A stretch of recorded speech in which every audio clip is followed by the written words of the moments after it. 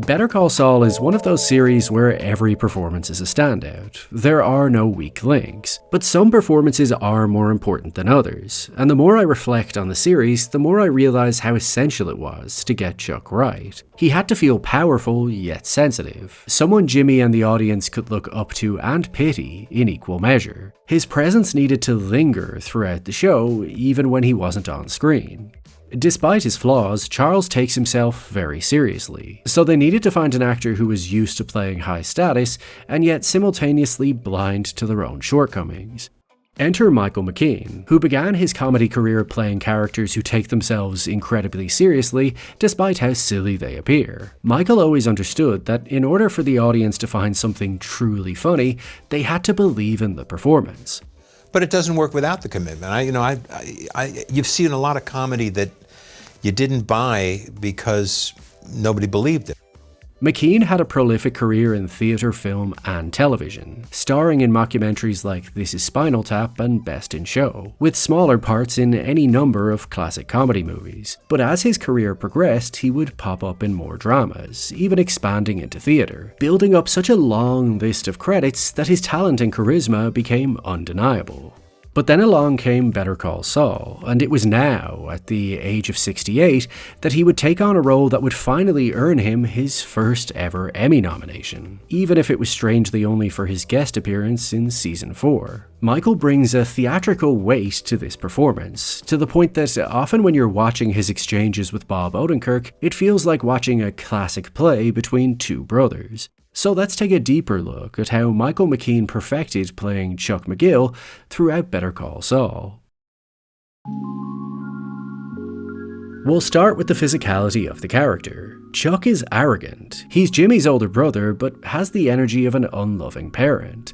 His illness should make him a burden to Jimmy, yet Michael plays it as if his younger brother is the burden to him. So how does the actor physically communicate that? By always looking down his nose at Jimmy, which he establishes by subtly lifting his head so that he always appears above him. Now the directors do tend to frame Chuck standing above Jimmy to visually establish this dynamic, but McKean continues to flood this into his performance so it becomes a consistent character trait. This subtly helps to give the impression that Chuck views himself as superior, judging his younger brother and being actively suspicious of whatever he tells him. Whenever Jimmy is struggling, Chuck raises his nose, as if he literally feels elevated by his brother's shortcomings. Now Jimmy isn't the only one he does this to. We see Chuck tilt his nose up at prison guards and even Howard when he does something he disapproves of. He's a high-status character, so he always has to position himself above everyone as he's the authority figure, whether it's morally or professionally. He also enacts his condescension by rolling his eyes, even dismissing Jimmy by looking away, so he won't give him the attention or validation he needs.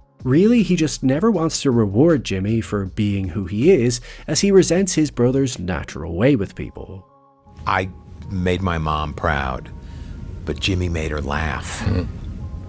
And that's like magic to me. Other people are just a burden to Chuck. He's constantly frustrated by their inferiority, leading to him having to close his eyes whenever he feels exhausted by their ignorance. And these little facial flinches highlight his growing irritation. McKean could have portrayed Chuck as someone calm, cool, and collected, but instead he plays him emotional, someone who's wound up easily and always fighting for what he believes is right in a bullish manner. So Michael implements a lot of head movements whenever he's talking, making his words feel more emphatic, as this way they're not just words, there's this forceful energy behind it. When he says something he knows is right and wants others to agree, he nods along with himself, demonstrating how this sense of being right is coming from the inside out. And when he thinks something is wrong, he physically shakes his head. This is a very theatrical way to perform, as it allows the viewer to understand the character's position even if the show were muted. But it's also a way to manipulate and persuade. For example, when he wants to control Jimmy while he has absolute power over him when he's in custody, notice how he nods and shakes his head as he states what he wants, physically manipulating Jimmy to follow his lead. If I do this, do not make a fool out of me. McKean also uses these flowing hand gestures to bring his words to life, physically painting a picture of what he's communicating to the listener. And the more right he thinks he is, the more insistent his hands become, like he's forcing what's in his head out into reality. But he'll also use this judgmental finger point to talk down to his opponent. Sometimes he uses it to silence them, other times it's to point the finger to accuse them of something. All of which feeds into his high status, the moral authority he believes he speaks from, no matter the situation. The next key is how Michael conveys Chuck's illness, his alleged allergy to electricity. I felt it as a physical thing. I felt it as real as one would feel a stomach flu. It's not easy to convey an illness that most people don't believe exists, but whether or not it's all in his head, it still has to feel real for the character. So how does McKean showcase his constant aches and pains, his vulnerability? Firstly, it's by consistently shaking his hands and wrist, stretching his fingers out as if they're all stiff from being subjected to electricity. He also always seems to have a tight neck, which he regularly touches, alongside potentially checking his own pulse. When his hands aren't available, Michael uses his eyes and eyebrow as his only instrument, flinching and flickering to spell out his discomfort. But when he has his whole body at his disposal, he tries to convey what it would feel like for his whole system to be shutting down on itself, tightening his limbs and acting like every breath is a strain. Which is why one of the main sound effects we start to associate with Chuck are these labored breaths. Probably almost a 9.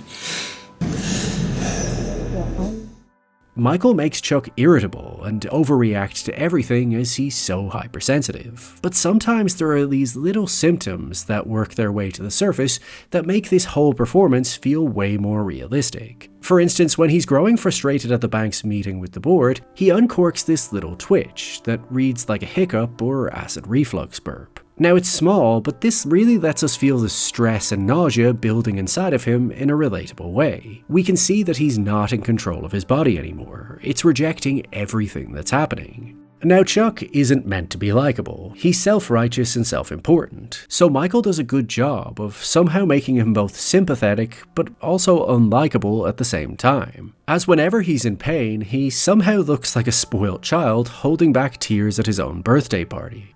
Really, if Chuck was just less of an asshole, the audience would want to believe in his illness. But because he is the way he is, we want to poke holes in his story. We want to invalidate his pain, the same way he invalidates others. So instead, all of these tics read like hypochondria, believing he's constantly on death's door despite nothing being provably wrong with him. All of this contributes to a sense of misery that's consistent with his character. Even when Chuck tries to appear content, McKean allows the joy to just sort of slip away from his face and reveal the agony underneath. Which leads us to our final key, vocal delivery, where we see a lot of the observations we've seen so far get integrated into each other for full effect. First, let's look at what happens when Chuck lies, when Jimmy asks to work as a lawyer at his firm. Well, that's a question I'm going to have to take up with Howard and the other partners. But how could they say no?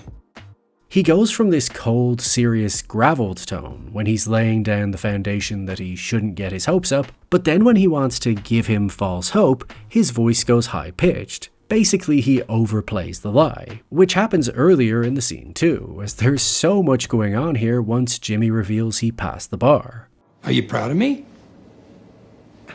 Oh, yes, absolutely.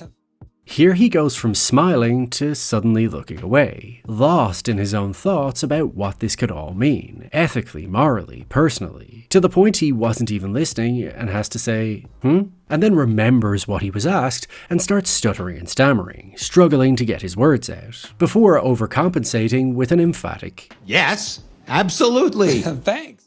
which also goes high-pitched. This change in tone shows us he's not happy. He's threatened, he's bitter. He's already scheming up ways to stop this train from leaving the station. This becomes more obvious when Chuck has to act shocked when Howard tells Jimmy they don't want him, they just want the sandpiper case. And Chuck is once again overplaying it, looking up to the heavens and huffing so that Jimmy can still sense his disappointment through his peripherals. Then later, when Jimmy pitches that Chuck should threaten to quit HHM to guarantee they hire him, without even speaking, McKean communicates Chuck's internal panic of having to come up with a new lie on the spot. If that's what you want, us working together, you can make it happen easily. I mean, hey, that reception. He goes from looking away to looking back at Jimmy, to a sudden sharp, deep breath and clearing his throat, really just buying time, as his mind is clearly running a mile a minute. He then accidentally shakes his head when Jimmy says, us working together. And then when he says, you could make it happen, he can't even make eye contact, and his lips purse as he stares into the abyss. His worst nightmare might be realized, and he can't think of a way out of it. So he becomes submissive, making eye contact, raising his eyebrows to look peaceful, and even forcing a tiny smile to appear on side. Now, if it were a lesser actor, they would have just kept the camera on Jimmy. But McKean cycles through a series of quick reactions while still trying to withhold the truth. No easy task. But as physical as this performance is, it's also very vocal, meaning you don't really need to be looking at the screen to know what's happening. For instance, just compare the tone Chuck uses when he speaks to someone he respects versus how he speaks to his younger brother. I certainly appreciate you accommodating me today by coming here. Jimmy, do you want to get started on the TRO? Notice how he treats one like a peer and the other like a child who needs constant direction. But as much as Chuck views himself as the calm and steady one, he's still prone to outbursts, widening his mouth as he shouts from the bottom of his lungs. But whenever he's going off, notice how Michael catapults his head in the direction of his dialogue to make him feel even more unhinged. For instance, when he states, "You're slipping, Jimmy," his body pounces forward in his chair as if he's assaulting his brother with the label. This makes a verbal exchange feel more like a physical fight, and your words don't pack as much of a punch because he's more powerful. So he essentially tries to frighten and freeze his opponents by berating them into submission. But it's in the bar hearing that we see all of Charles McGill on full display. So Michael uses every tool at his disposal as his character begins to lose the run of himself. His head is jolting back and forth, his hands are whipping up and down. Even his breathing is strained and hissing between each sentence. But just listen to how his voice squeaks and dries out at the start of his line. So he catches himself and repeats the line in real time.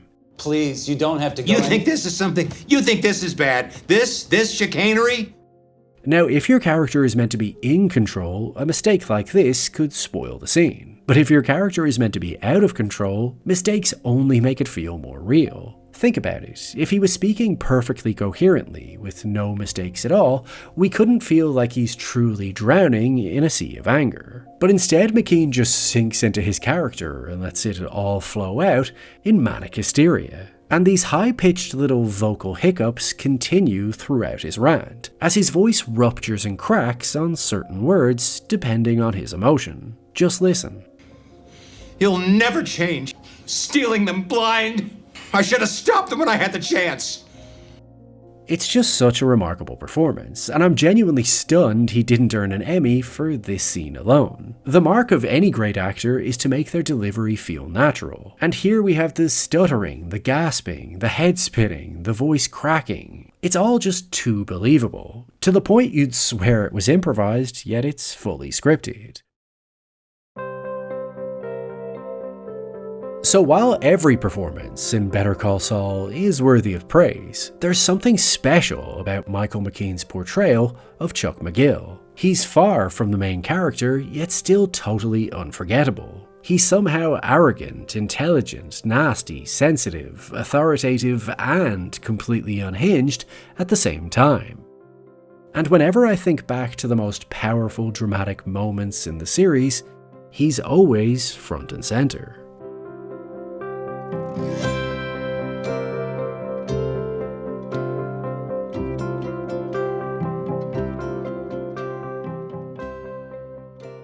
Well, if you've made it this far, firstly, thank you for watching, but if you could now give the video a like, possibly even leave a comment and click on that subscribe button, it will encourage that mysterious algorithm to do its thing.